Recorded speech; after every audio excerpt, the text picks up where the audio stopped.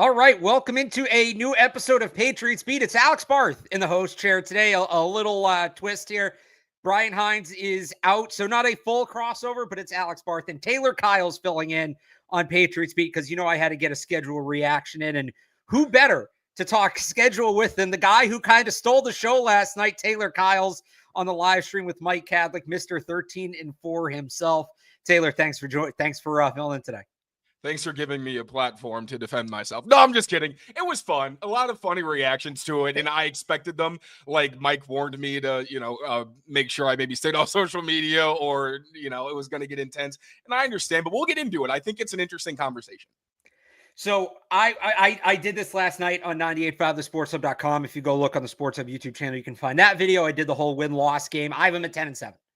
And I felt like that number was high as well.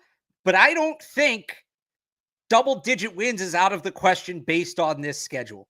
And I want to start off, Taylor, with the quote. I put this on Twitter, and I wrote something about it on 98.5thesportshub.com because when we went through and did the exercise on my end, and I think you kind of worked on this same assumption, this is what they should do.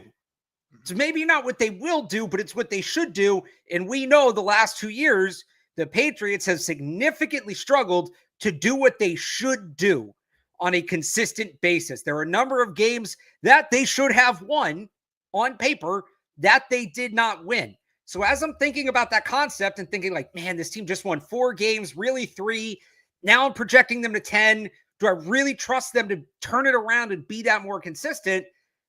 I remembered somebody said something along the way about that being a focus, and that somebody just happens to be the new head coach, Mike Vrabel. So let's rewind all the way back to January, I think it was 15th, when Mike Vrabel was introduced. No, it would have been later than that. But anyway, when Mike Vrabel was introduced as the head coach of the Patriots, and he was asked kind of for some of the pillars, some of the core concepts of his program, what he wants to instill in the culture.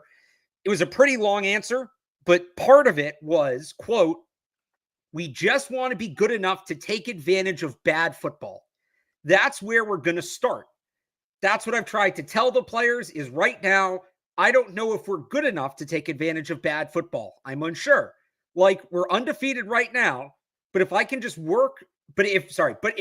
just work towards taking advantage of bad football and being good enough to, when somebody makes a mistake, capitalizing on it and not being the ones that make the mistakes, and focusing on the little things in the details and helping them do their job better, that's a great place to start. Taylor, I'll tell you this. If the Patriots can simply take care of bad football, they're at least going to be a 500 team because this schedule blows, especially when it comes to self-inflicted wounds. This year, the Patriots will face the top 3, 4 of the top 5, and 7 of the top 10 most penalized teams last year. They will face the 3 most turnover-prone teams from last year. And again, only 5 of their opponents did not rank in the top half of the league. 5 of 14 did not rank in the top half of the league in turnover margin. They'll get 2 each against the Jets and Dolphins, who are towards the bottom in both of those metrics. So this is where I want to start as we talk about 10-7, 13-4, right? Now, look, it's a first-year coaching staff, and there's going to be hiccups, and there's going to be injuries, and, it's on paper a 10-4 schedule. That doesn't necessarily mean I think they'll go 10-4. I would assume there's going to be some hiccups along the road as they feel it out. Probably more like an 8-9 win thing. But you go back to that Mike Vrabel quote. We just want to be good enough to take advantage of bad football. If the Patriots can simply take advantage of bad football, and that's the baseline, that's the barometer, this is at worst a 500 team. And I think the biggest thing working in the Patriots' favor, and we texted about it, it's kind of like 2021. Where is this going to be a team that's like a finished product out of the box? Absolutely not. But they're going to have a ton of opportunities where even if they do stumble, they're playing a lot of teams that you expect are probably going to stumble out of the gate as well because they have some new faces, or there are teams where they're not historically maybe the toughest or most, the kind of team where you walk in against them and you're like, all right, they're really going to give us everything they've got. Like Miami, for one. I understand that Tua has never lost to the Patriots. How many times have the Patriots played the Dolphins and you walked away not saying the Patriots absolutely beat themselves? it feels like even in Miami at home, let me know, but really it feels like almost any time Tua has played them, the Patriots just throw up in their lap, whether it's a fumble at the end of the game, where it's okay, it's tight in the fourth quarter, and then they just completely fall apart at the seams. It's very rarely felt like, oh, Miami just knows how to beat this team. It's like, no, they turn the ball over. They have coverage busts. And there's so many things where it feels like they never even competitive, to where now with Mike Vrabel, who all of his players say, I never went into a game feeling unprepared. They're known for being tough and not making a lot of mistakes. And having a Josh McDaniels who can bring that to the offensive side of the ball. That's where I feel very differently about this team. And yes, there are going to be some rough patches, but that's the case for every team at the beginning of the season. And I think there's plenty of places to look in this roster and say, no, they're not the most talented. And it's why I don't have them beating most of the playoff teams that they're facing, or the teams that were in the playoffs last year. But they mostly play teams that were bad or that are going into next season with a lot of question marks and a lot of unproven players. And I say with Mike Vrabel, Drake May, Josh McDaniels, and Terrell Williams, those are a lot of guys where I think they fall into the category of you can expect them to be above maybe the talent that they've got around them and be really elevators. So I will say, I know I predicted 13 wins. I said it during the show. I don't think they're going to win 13, but the way the schedule came out, I do think there's opportunities like at Miami against the Bills late in the season where they're going to be coming off the Bengals game. Patriots are coming off a bye. It feels like there are plenty of opportunities for them to become a team that has more wins than you might expect. It doesn't mean they're going to be the second or third best team in the AFC, but record-wise, I think there's a lot of chances to capitalize on a schedule with some pretty unstable teams, at least. So real quick on the Patriots have never beaten Tua thing. I think that's one of the more misleading stats out there right now, because like Tua doesn't exactly light the Patriots up. Tua plays fine against the Patriots. Their offense has been abysmal against Miami for years. So it's not like you even look at the games Tua's out. They're not scoring a lot of points. It's more that's more about Josh McDaniels than Mike Vrabel to me against Miami. Can Josh McDaniels get the offense going a little better? Last time they won in Miami was a Josh McDaniels-led offense that scored 43 points. Granted, they had Tom Brady and Antonio Brown, but I think that's more about him. But to your point about like it is a young coach, it is a new coaching staff. There's going to be a feeling out process. This is another reason that this works out in their favor. This is in terms of the difficult games. This schedule significantly backloaded. Now, I think at Buffalo, Week 5, Sunday Night Football, that might be their toughest game of the year. Yeah. But you look at what else they have early. The Raiders, with a ton of turnover this offseason, West Coast team coming east, where are they at? The Steelers, who the hell knows what's going on with them? The Saints and the Titans and the Browns might be three of the worst teams in football this year. I think the Panthers is sneaky tough. Some people write that one off as being easy. Bryce Young had a good second half of the year. But in particular, Taylor, when you look at what they're going to have to deal with at the quarterback position, Steelers, Week 3, no definitive answer right now. Even if they sign Aaron Rodgers, we all saw what he was for most of last year. That game against the Patriots was his best game. Right. So that's Week 3. Week 6, New Orleans. Tyler Shuck, please. Week 7, Tennessee. Cam Ward was the first overall pick, but he's a rookie quarterback. Like that comes with a level of uncertainty. And then who the hell knows with the Cleveland Browns? Will it be Joe Flacco? Will it be Shadur Sanders? Joe Flacco is like their best case scenario, and that's the crazy part. Like, does Phillip Rivers come out of retirement? Like, I'm not ruling anything out for them. So for those first 8 games, it's not just about them having the quarterback advantage, because I think they might have the quarterback advantage in maybe 1 or 2 more of those.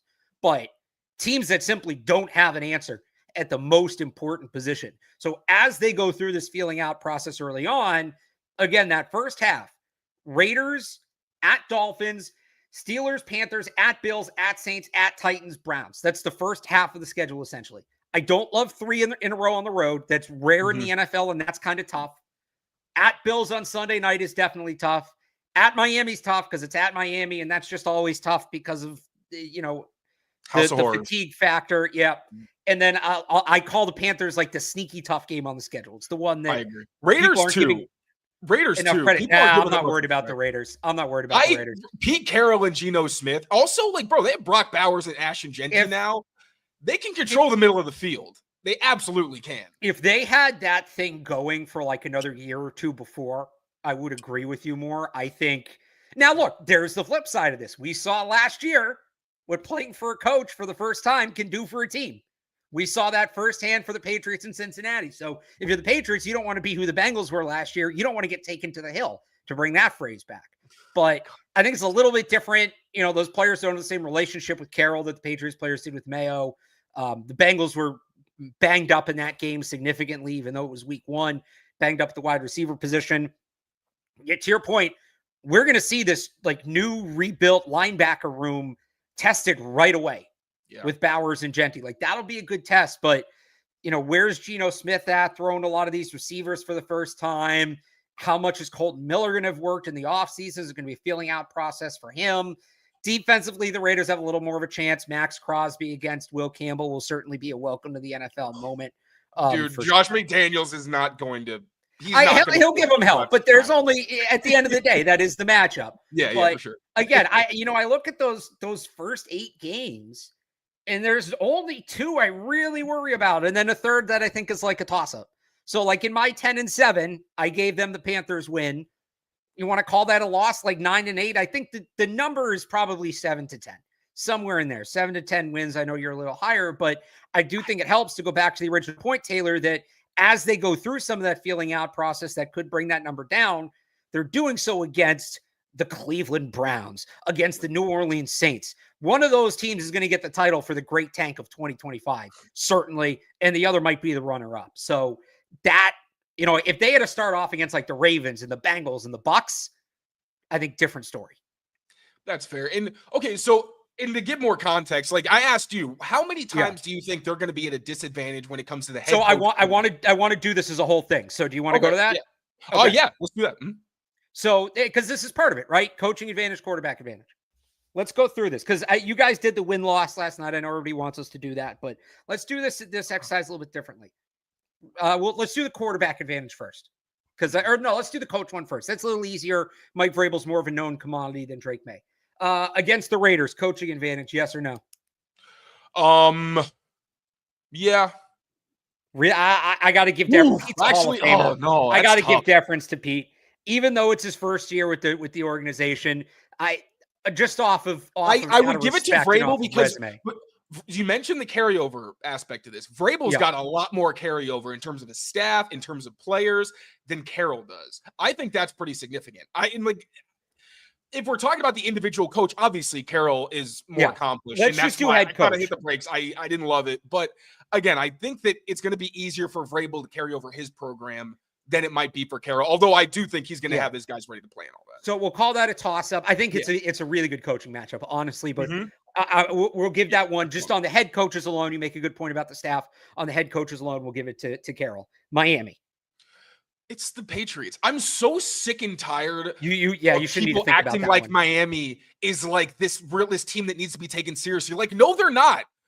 Well-coached teams don't lose to Miami. And that's what I think the Patriots have been in the past few years. And again, I just think some of it's been some bad moments. But I think that they have a pretty clear coaching advantage in that one. So I think they're a much tougher team.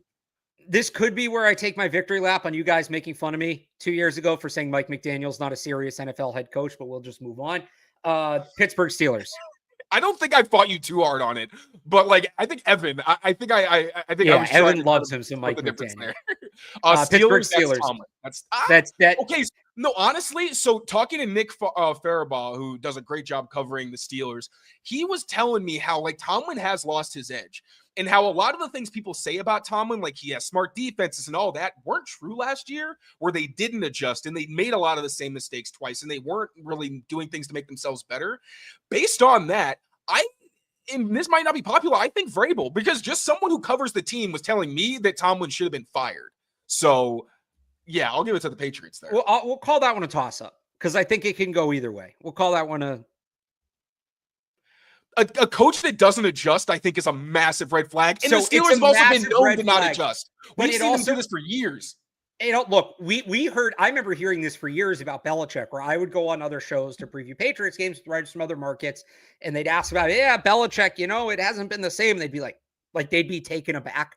So maybe some of it is that, just like we don't cover it as closely, but also, even in those later years, you'd get 3 or 4 games a year where the old Bill would come out. and you get a job. True, but like as a Patriots fan, were you ever really no in the like mid to late 2010s, you were never really scared of the Steelers. You were like, no, they're probably going to cover Edelman with a linebacker because they're not going to get out of zone and they're going to beat themselves. And I don't think they've really grown out of that team to where like the kinds of McDaniels offenses where it's like, no, we're just going to hit that nerve. And if you don't fix it, well, that's going to be on you. And so I'm sorry. With Carroll, I agreed. With this one, I think that it's Vrabel. I think. All right, we'll give it to the Patriots. Carolina Panthers. Vrabel. That's Vrabel. Yep. Bills. I like Canales though. I got to give it to McDermott out of respect. Really? I think McDermott's I don't like it. I don't like overrated coaches in the league. You talk, because I'm going to listen on this one. He's just time and time again, he gets in the way of his team situationally. He's one of the worst situational coaches in the league. The guy draws up a great defense, and I think he's kind of found the balance to not, over managing Josh Allen. But they almost blew it last year in that game up in Buffalo. We saw it. Like, I'm not a big believer in Sean McDermott. A lot of what you said about Mike Tomlin, I am just going to say again about Sean McDermott. Like, doesn't adjust well, poor situational coach, gets too much respect. I'm going to, all right, so here's. Sometimes you got to say it out loud, and then you're like, actually, I don't agree with that. And I think I'm with you now. On so here's what we'll do, since we disagreed. Between the Bills and Steelers, the Patriots have the advantage in one of those games. We won't definitively say which one, but for the final count, we'll count that as 1-1. Okay, so we'll do that. The Saints. Oh yeah, Patriots, easy. Patriots, yes. The Titans. Patriots. Clearly the Patriots. The Browns. Brian Callahan is a Madden-generated coach, just like Zach Taylor. I refuse to believe those people exist. The Browns. That's Browns. Stefanski's a fantastic coach who is in a horrendous situation, and I feel terrible for him. Stefanski, I think, should be on the hot seat. I don't. I think they keep handing him shit, and he keeps making chicken salad out of it. And then they just keep giving him more shit. It's crazy to me. But yeah, I feel so bad for that man. I think he's a really good coach. All right. I think you're nuts for that one, but I'll give you that one. Falcons, Raheem Morris.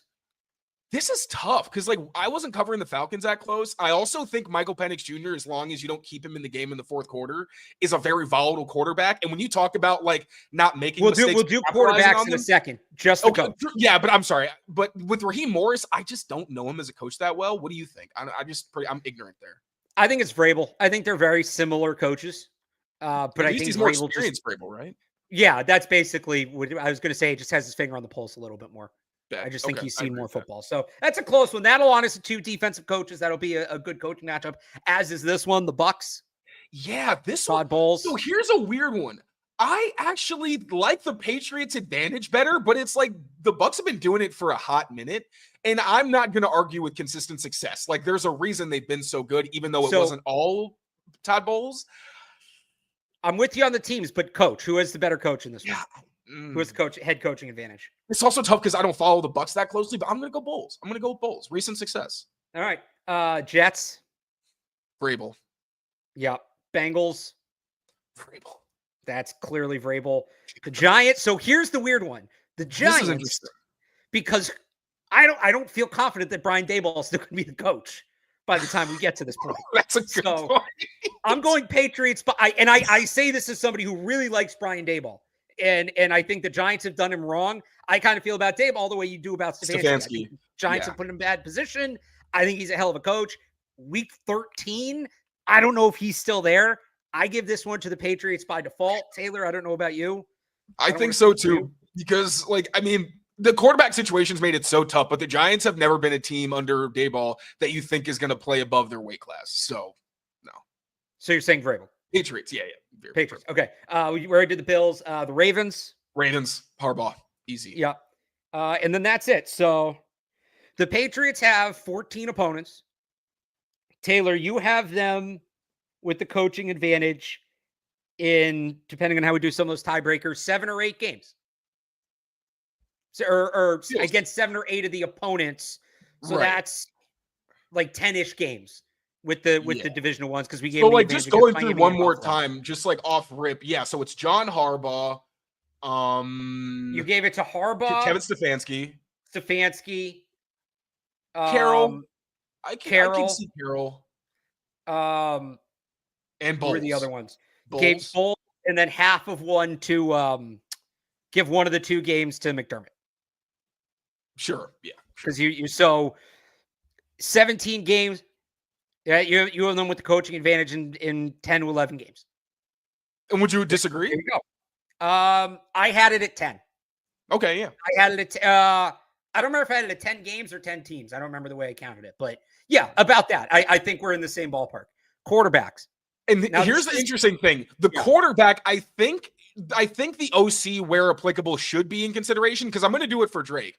Because this is not Drake with Alex Van Pelt, where you're like, yeah, he's not going to, he's going to have to elevate the coach as well. This is where, no one even knows what they're going to see. And that's another thing I think is interesting. Everyone talks about how the Patriots are going to need some time to gel. People also have no idea what kind of offense they're going to get.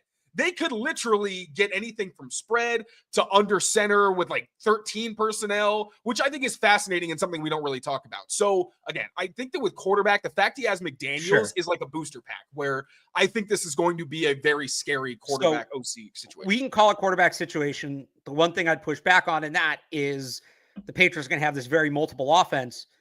That means guys are going to have to learn a very multiple offense, and that sometimes takes a little longer and comes with more growing I think they'll do it to where they're comfortable. Like, that's another thing. We've heard them stress constantly. Right, we're only going to do what our guys can handle. So, like, if they have to come out in like 2 groupings week 1, I think they will. I don't think they will limit themselves, their players, to do something schematically. That's another thing.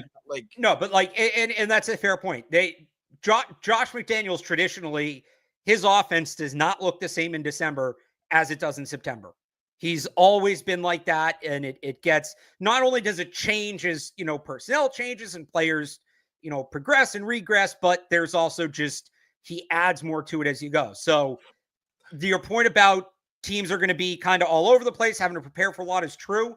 I think I don't think that applies equally to all 17 games. It applies a lot more, November, December.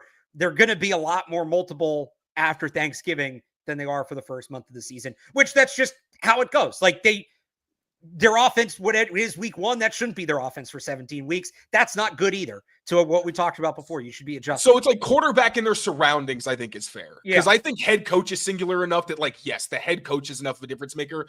The quarterback is unfair because the people around them do make enough of a difference. And this is an offense where, like, they may not be explosive, but you do think that they will be able to move the chains with consistency. And it's also just going to be a little bit tough because Drake's more of an unknown than Mike Vrabel is. Less than technically 1 full year starter. But let's do the exercise. All right. Against the Raiders, Geno Smith. It's tough. I'm going to go Geno because he's smart. I think the IQ matters. Yeah, I'm going to go Geno. I think veteran week 1. They could lose in week 1. I think they could lose in week 1. I don't think it would be crazy. So here's the thing. As we do this, we're giving them the head coaching advantage. We're giving them the quarterback advantage. I'll give them the tight end advantage. The Patriots probably have the advantage everywhere else. Right. Max Crosby's a really good rusher. That one spot. Right. I think the Patriots pass rush collectively is better than the Raiders rush collectively. Yes. It's just going to be about handling Max Crosby, which is easier said than done, but I think the Patriots Christian Wilkins in his 30s coming off an injury, right. All right. Dolphins. Drake May. Yeah, I mean, just to even make it healthy to week 2. Right. Steelers. And also, never mind. We don't even know who their quarterback is. So I'll say this, even if it's Rodgers. If it's Rodgers, I saw, and I used to be a big Aaron Rodgers fan. I thought the Jets were going to win the division with him the year he tore his Achilles. Not the year coming back, certainly, but the year he tore his Achilles. He's cooked. He's done. He's not Tom Brady. Nobody is. So you said, you're going with it. So we have the Drake May 2 so far. Dolphins and Steelers. The Panthers. Drake May. I think it's a toss-up. I don't. Why? Okay. Let me put a caveat. So what does Bryce do better? The second half of last year, Bryce Young really took off as a playmaker and somebody who could create out of structure, create when things weren't working. It's not a massive sample size, but it kind of lines up with when we see some of these quarterbacks take off. Like late year 2 is sort of when things start to click. So if that trend continues, I think you're getting a version of Bryce Young people maybe aren't expecting. I think you're going to get the guy that we saw at Alabama. If that's the case, I think it's a draw. But if he kind of steps back to where he was earlier last year, then yes, it's clearly Drake May. Sure, but in no world would you ever take Bryce Young over Drake May. To build a team, no. In no situation would you take Bryce Young over Drake May? You're saying oh yay, now Bryce Young can sometimes do what Drake May does all the time. You know what I'm saying? Like, all right, that's fair. He's a playmaker. That's where fair. Drake May lives. You know what? That's right. His offense is competent. You know. You know what? I think Bryce Young's gonna be better than people expect. Does that mean he'll be as good as Drake May? Maybe I shouldn't combine those two. That's fair. I think Drake on a good day, like Bryce wishes he could be Drake. All right, that's no disrespect. That's no disrespect to him. Let's do the flip side of this conversation right now. The Bills. It's Josh Allen. Yeah, this is kind of that same thing where Drake May's going to be better and he might be more of that player. But all right, the Saints. Patriots. Yes, Patriots this entire month. The Titans, the Browns. Well, all right. Penix is going to be fun. I'm on the record. I had them ranked very similarly. I had Drake ahead, but that was more starting a franchise. He's younger. He didn't have the injuries. I said, I have to win one game. I might take Penix. And I don't think that's crazy. My thing in this matchup is I think like I said earlier, if you keep Penix in the game until the fourth quarter, then you're in trouble. I think this is a game where Josh and Vrabel are going to be like, we need to get out to an early lead and we need to keep stepping on their neck. Like, we never let our foot off the gas, because I think Penix he's kind of reverse Drake May, where Drake has been really impressive early in games, and then he's kind of fallen apart later in the comebacks that he needed to make. Penix is the exact opposite, where I think earlier he's very volatile, and like, you're going to get some opportunities to get some turnovers, but he locks in, and just like, once he really knows what's going on, he understands himself in the flow of the game and becomes a very scary playmaker. So this one I could see being a toss-up. But I will still give the quarterback advantage to Drake May, because I think if they get out to a lead, I think they'll be fine. I'm going to call it a toss-up just because I feel like we should have one toss-up in there. That's fair. The Bucs, Tampa. Again, this is interesting because like Baker has the track record and the consistency, but Drake is clearly a better, like, higher ceiling. And it's also interesting because by week 10, Drake should be hitting his stride. So by this point in the season, year he cannot be close. But if you want to, I will say this, if you want to bring in situation, Baker is Mike Evans and Chris Godwin. Yeah. Okay. Yes. But here's the thing that people keep forgetting. The Patriots still have Gonzo. Christian Gonzalez on Mike Evans. I like Gonzo in that matchup. Mike Evans will make his plays. He's not going to go off. Chris Godwin is still going to be coming off an injury. I think he'll be in the slot. Alex Austin, like, maybe that's disrespectful. You bracket him. You do what you have to do. You're not letting Chris Godwin kill you. And then it's Emeka Egbuka against like Carlton Davis. When you look at the Patriots defense, I do not fear the Buccaneers as much. And I think this will be one of the games that they should lose, but end up winning. And I will say by this time in the year, I do think the quarterback advantage will be Drake May. Sorry. So we disagree there. I think it's Baker. I still think Baker, because I think Baker is a veteran. I think he's going to be able to handle a lot of the stuff that we talked about before. This is going to be a great defensive matchup, right? Going to be a lot of exotic coverages flying around, things like that. I think Baker is better geared for that than Drake May is at this point. To your point, like, if I'm starting a franchise today, I'm taking Drake May. He's much younger. He's got some more tools, but for where they're at in their careers right now, and then you bring the supporting cast into it, and I'm not going to like anybody on a matchup against Mike Evans. I just respect Mike Evans too much.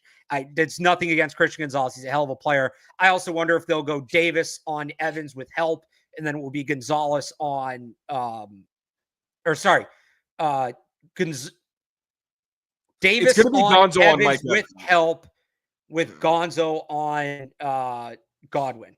I wonder if they'll go that way. But I think Baker still has some in the tank. I think he can still play. I'm going with Baker in this one, but we'll call that a toss. That's fair though. That's also fair. Like, I had to make a case for Drake. Yeah, no.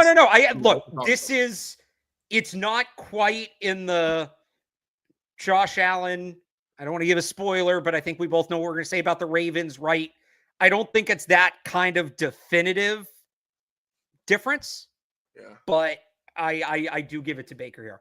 Jets And this again, is also, again, assuming that Drake is building momentum at this point. Yeah. Jets again, Patriots, Bengals. Justin Fields. Like, I'm sorry. I want to take Aaron Glenn seriously. I got to see it with a Justin Fields-led offense. Yeah, I'm not believing that. I don't even know if that'll still be Justin Fields by the time we get to that second game. But then who's it going to be? Tyrod Taylor? What's Fields' contract again? They're not tied to him long term, right? But like, who's in their quarterback room? Well, I'm saying, do they hit I've read who their backup is, but do they hit a point where they shut Fields down because they realize he's not the long-term answer? 2-year deal. Yeah, all right. So that's a 1-year deal. Do they hit a point where they realize it's not going to work, sit Fields down to tank? Yeah. I mean, I don't think you got to sit Fields to tank. That's fair too. But yeah, it's Brady Cook and Adrian Martinez. That has to be the worst quarterback room in the NFL. I don't know the Browns exist. Who is Adrian Martinez, respectfully? Adrian Martinez he's undrafted. Yeah, he was at Nebraska. I think he's the one who's at. There's an Adrian Martinez and Taylor Martinez. And I always get them mixed up because they both played at Nebraska, and one of them transferred to Kansas State. I don't remember which one that is. But Bengals. Burrow. Yeah, that's Burrow. But again, if Drake May and Josh McDaniels are cooking, and like it's like Drake May's not turning that's the thing. If Drake isn't turning the ball over, then he's doing pretty much everything else right, you would assume. And in that way, like, yeah, I would say a Drake May that doesn't turn the ball over, I would rather have than Joe Burrow. And I love Joe Burrow. But like Burrow's an MVP candidate. I'm giving that.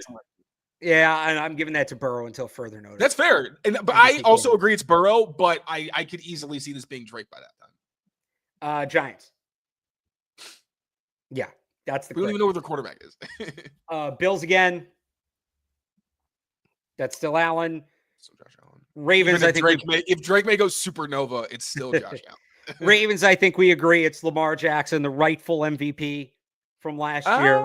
Yeah, of course. Yes, of course. And then Jets and Dolphins to wrap it up. We already covered. So we have the Patriots with it's like 4 games. The definitive quarterback matchup in 10 games. And then we had 2 toss-ups. So 7 of 17 are the Patriots have the worst quarterback or it's a toss-up. 10 of 17, we think they're definitely in better shape. So anywhere from 10 to 12, of the quarterback 2. Anywhere from 10 to 12, we have them with the quarterback advantage. So yeah, like again, that's where before the schedule came out, I was saying I thought like 10 to 12 was reasonable. I think less than double digits is a disappointing season because you do okay. It's like so. Let's see how we both view the rosters. I want to do this earlier, but I think this is interesting. Drake May with Josh McDaniels. I would be stunned if Drake May is not like a Pro Bowl caliber quarterback this year. Because we've literally seen Josh McDaniels make the best of Cam Newton and also make Mac Jones respectable enough to even be elected as an alternate. I don't care that he was an alternate. That's crazy. The running back room is stacked. And the only thing that holds them back is turnovers. And I just don't think this is going to be a team where they will accept mistakes. Last year, and even for the last couple years where you're like negotiating with Trent Brown and being held hostage, they didn't have the depth to be able to say you're not playing well, you're not playing. So like, so this is why I kind of hesitated when you said anything less than double digits is a disappointment. That's what worries me is the depth. They're still not a very deep team. I think the top of their depth chart has been overhauled to a point where like they're in for year 2 of a rebuild, essentially, right? If you count the year you tank is year 0. So last year was year 1, the first year with Drake May. This is year 2. The top of their depth chart, I think, is more or less where you want to be in year 2. I think you're afraid to dream. I think you're afraid to dream. Maybe. I've been hurt before. I don't think they're ahead of schedule. I don't think they're behind schedule. I think they're right where they should be in terms of that. I do worry about their depth, especially at certain situations. I worry about their depth on the offensive line. I worry about their depth at safety. But why? I worry about their depth let's go by these. Let's go through them categorically, right? Yeah. Offensive line.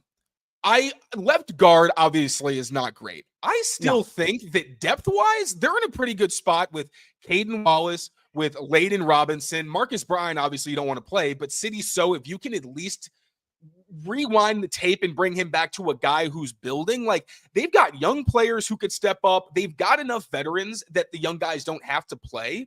I would argue they have, for a team in their situation, right, where like, no, they don't have a lot of superstars. But they went from being one of the worst lines in the NFL last year to having a line that almost has all veterans starting, except for your 4th overall pick, and then developmental depth behind every player. Is that not right? Well, but there's developmental depth and there's like a true backup, and that's kind of where I'm worried, right? They have guys that maybe you don't want to play right away. So, that's you Wes brought up the Schweitzer, that's interior. Ben Brown, that's Vidarian Lowe. Like those I'm honestly more worried about tackle. Morgan Moses, and look, Morgan Moses has been an Iron Man, and Will Campbell's a baller. So I actually feel I think those might be their 2 most durable linemen. All things considered. You don't like Caden Wallace? He's played what 5-6 games. I think he's an unknown. Yeah. So he essentially redshirted last year with Vrabel and Marone. I think that this is when you can actually rely on these guys developing. And McDaniels, again, it's like this is not a situation where you're hoping the offense, like it's all Scott Peters, right? It's not just the line coach. It's also Vrabel and McDaniels. There is so much protection around the offensive line now when it comes to development that it would, I think, be very disappointing and surprising if their offensive line was not at least average with young guys stepping up and showing promise. You know what I mean? Because like that's so many people who've experienced and done it before. Yeah, it's ideally what you get, right? It's ideally what you want, but the best laid plans of mice and men often go awry, right? But they're proven. It's not that much projection. Like it's Josh McDaniels and Mike Vrabel. How much more do they have to prove? They don't have to prove anything, but you still got to get the players developed. And it's tough when a guy's been in the league 3 or 4 years sometimes to really turn a guy around. So it's not, look, they're not in a bad spot on the offensive line. They're not. We know what a bad spot looks like, and it was last year. I'm just arguing average. That's fair. But I do think a couple of injuries and it becomes a little bit of a house of cards. The defensive front too, especially against the run, they have a bunch of really good pass rushers, and that's fun. And that's great. And like they needed to upgrade their pass rush, and they did. I'm worried about a little bit against the run, and I am worried about the depth. You have Harold Landry, Anthony Jennings, and Christian Barmore are elite against the run. Keon White has been good. He needs to be better. Kyrus Tonga's a good nose tackle. Jaquelin, who's been? White, like you said, like he can be better. He's been inconsistent. I'd like if they had like one more, and maybe this is what Josh Farmer ends up being. Maybe this is what they drafted him for. I'd like it if they had like one more dedicated run player. I think that would go a long way. And they got smaller in linebacker like that. And I get that Robert Spillane's a tackling machine. Small. I argue that you're thinking small because Robert Spillane and Jack Gibbons are good run defenders. Jelani Tavai is a historically good run defender. Christian Ellis showed promise. He just wasn't coached very well. Like you've got 5 elite run defenders, or at least very good run defenders. Like Milton Williams was elite until last year. He literally was an elite run defender until last year. Barmore was elite when he was healthy. Tonga's a good nose tackle. Roy's a good nose tackle. These are elite edge defenders.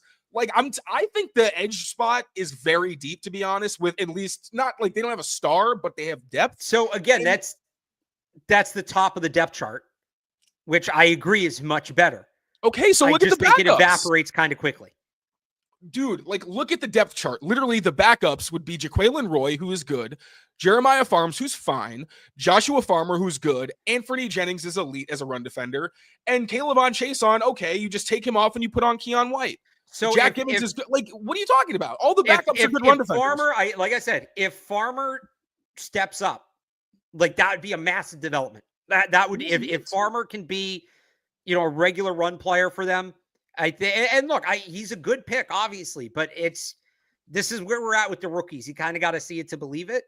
Elite run defender, and a productive pass rusher. Yes, Harold Landry. Yeah, that's fair. Elite run defender, productive pass rusher. Just while we're on this exercise, so one other position I do worry about a little bit. Well, slot corner, but that's more niche. They don't have a ton of depth behind Marcus Jones. I agree. You agree with that? Yep, I agree. I think that's, one of the either Kobe Minor or one of these UDFAs, Jordan Polk, Brandon Crossley. Here's why I will give you a ton of credit. For some reason, everywhere Jordan Polk is listed as a safety when he played like 90% of the time at corner last year for Texas State. Oh, So, I did my work though, baby. I appreciate that. You're the first person I've seen who has that correct. So I'm giving you credit. You got it. I hate when people do that. It's like literally go on PFF and look where they played. That's all you have to do. Right. It's so frustrating. That's where I think there's a spot. Marcellus Dials is a slot corner. I think he might be a core special teamer at this point, right? He didn't play a ton of defense last year, even when they needed bodies. But I just had to get the screenshot. No, that's a good one. That's hilarious. Kobe Meyer, Jordan Polk. I think if I remember correctly, Braden Crossley played a little bit of slot in college as well. I think there's going to be a spot for one of those guys. Safety is where I'm a little worried again about the depth. Peppers and Duggar. I actually think people are too low on Peppers and Duggar at this point. If both of those guys are healthy, they're both studs, but they're both coming off of injuries.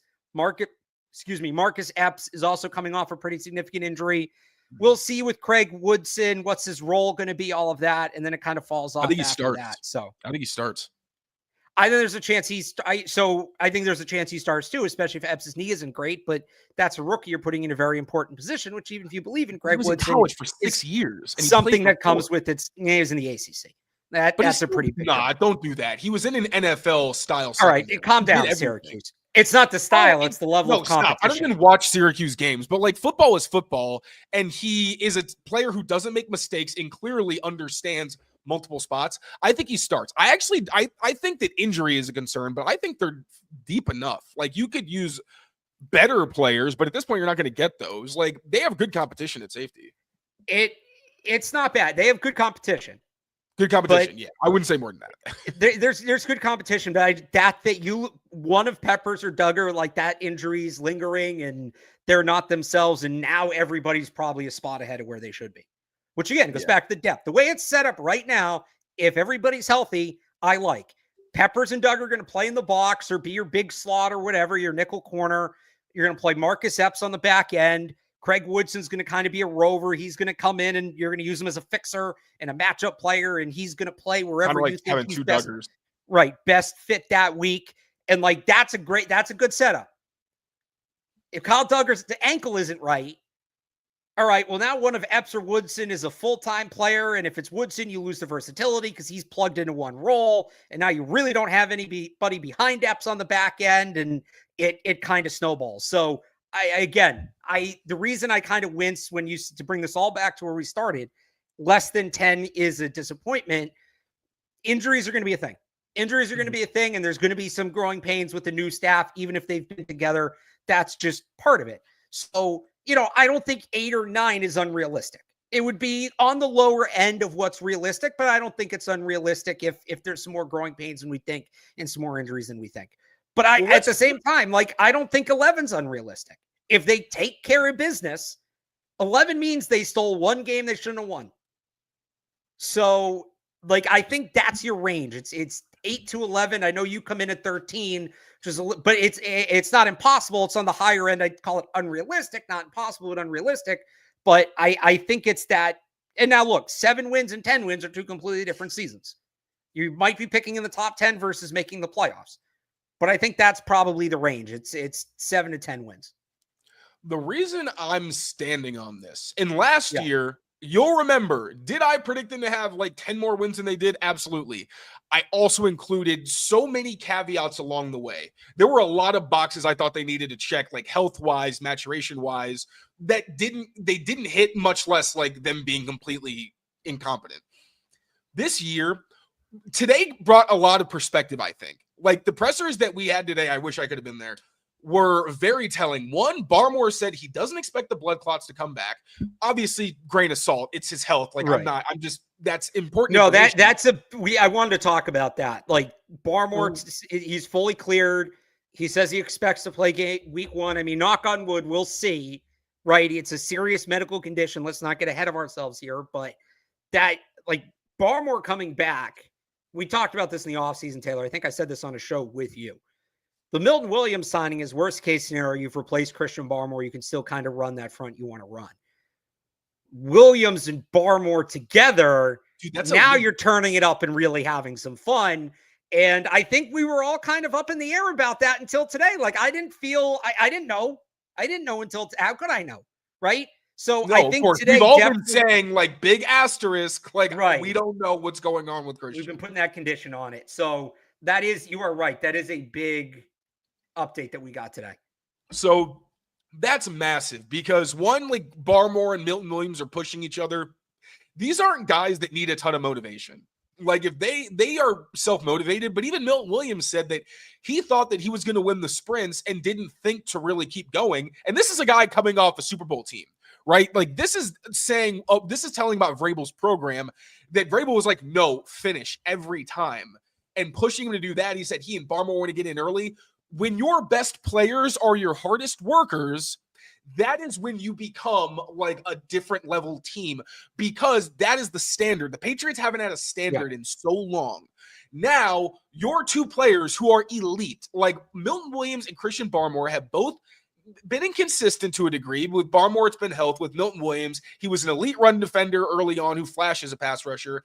Then he became a guy who dominated as a pass rusher and was very inconsistent as a run defender. But they've both shown elite potential.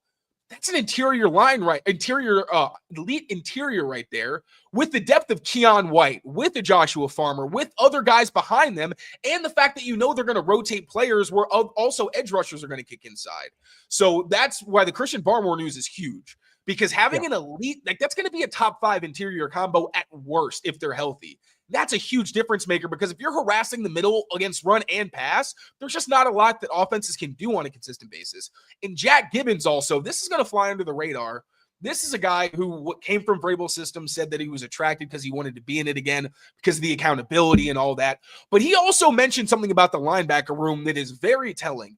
He said that they were already going beyond the installs where they're kind of just going over how to put things in and being like, okay, but if this happens, then what if this happens? And they're already getting to the point of being like, we know how it's run. How do we get to what the other team is going to do? Like the team is ahead of schedule across the board. Vrabel was talking about how they could do punt like today if they needed to. That is light years ahead of where. So when people act like this is a team where it's just like so, it's like Voldemort. People are terrified to say they can win double-digit games. I'm saying why shouldn't they? Because the attention, if a team is the representation of their coach, and Vrabel's biggest flaw was that he couldn't find an offensive coordinator, but everything else he was great at, and the front office stuff, sure, but they just won the draft and they did everything they could in free agency. Like I've talked to so many guests from outside of our bubble, and all of them are like, I don't really know what else they could have done that was better than what they did. They have no gaping holes. DK Metcalf. Sure. That's at least debatable. Fair. They had a good offseason. They had a very good offseason. I know I sound preachy, but like I want to get it all out there because they're going to be more well-coached across the board. Like Terrell Williams just got the most out of a Lions team that got eviscerated up front. Mike Vrabel gets head coach of the year because he's a playoff team getting 12-5, despite the fact they didn't have Derrick Henry for a ton of games and they had like 90 players on injured reserve. Josh McDaniels, who has adjusted to every quarterback he's ever had and isn't the head coach, so it's not like he's this scary guy who's going to sink your team.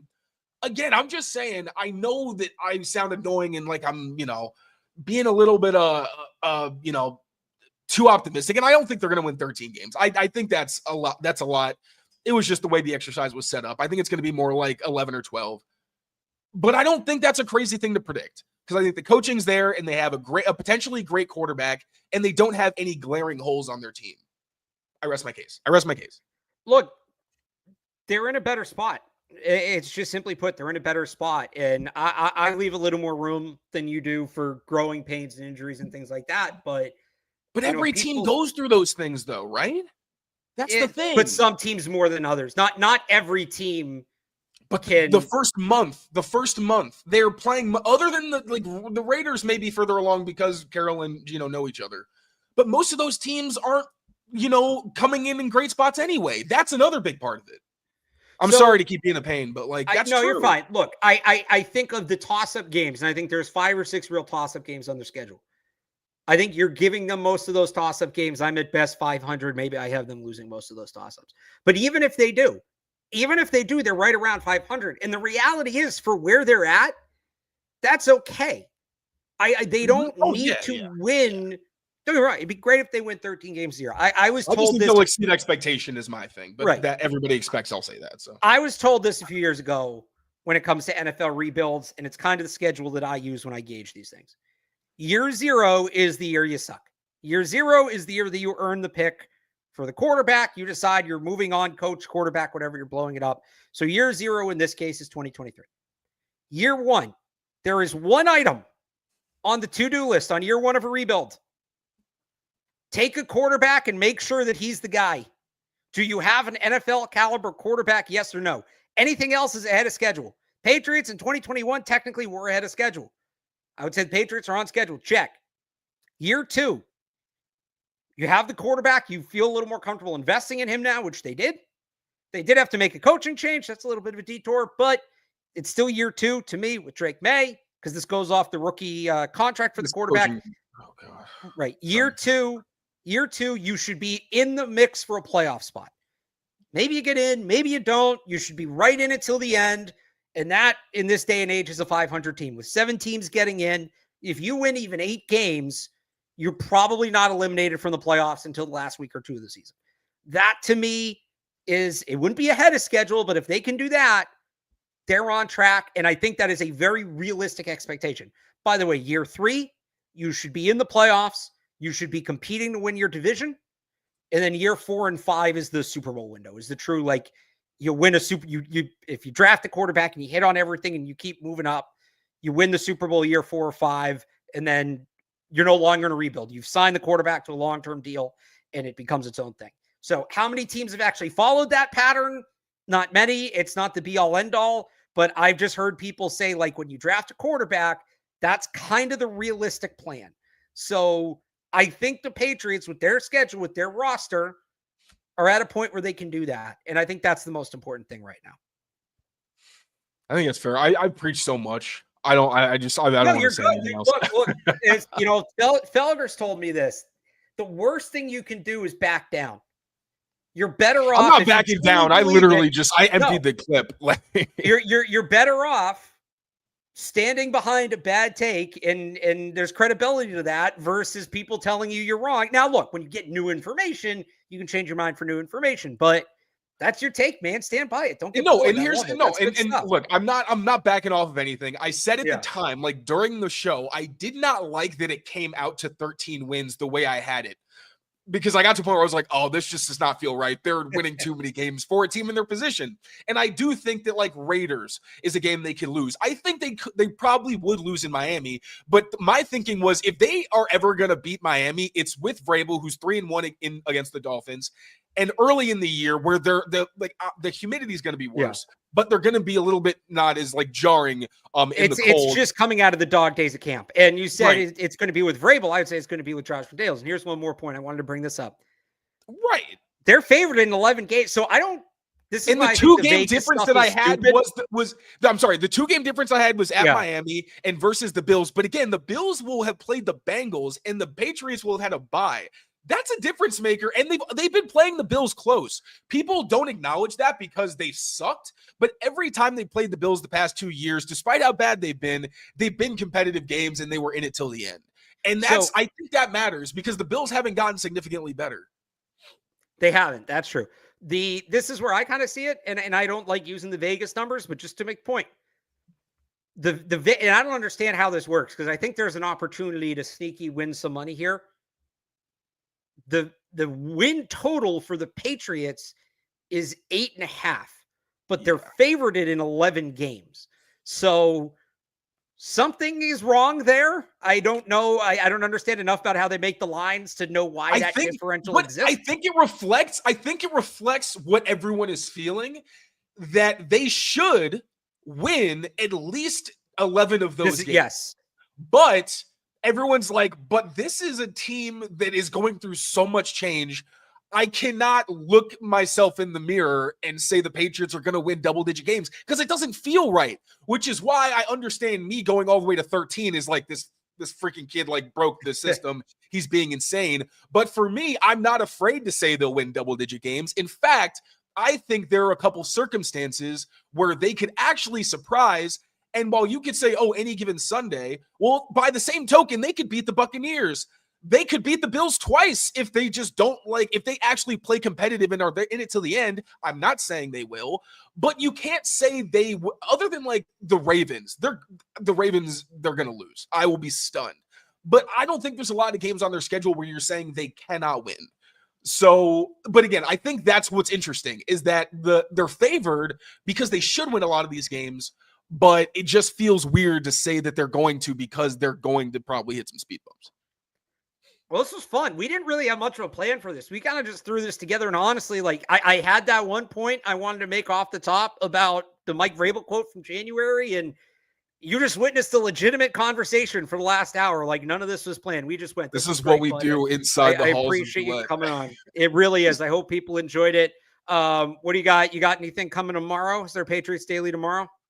We're dropping an interview we did with Anthony Lawson. That's coming up after this on Patriots Daily. And also next week, I will be dropping some Braden Swinson content. I have something written up on him and Elijah Ponder. And I have for members of Patriots Press Pass, we also have a deep dive into Braden Swinson. So that's going to have more plays. So stay tuned for those. So there you go. Check that out. Me and Brian will be back next week. The first practice on Tuesday. I don't know if we're going to do the preview Monday and then the second show Tuesday or what, but we do have OTA coverage next week. So stay tuned for that. Make sure to subscribe to Patriots Press Pass here and wherever you get your podcast. Thanks again to Taylor for coming in and filling in for Brian. I'm Alex Barth, and I'll talk to you next week. Enjoy your weekend, everybody.